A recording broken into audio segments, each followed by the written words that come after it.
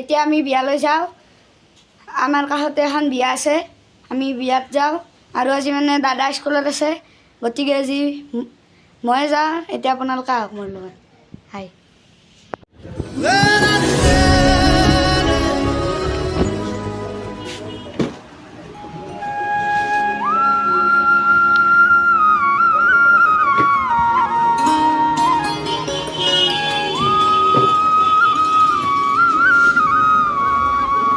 জানমণি সপোনতে আহিবা,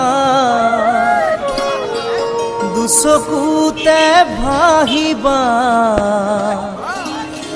মৰমেৰে মাতিবা, ঐ জান।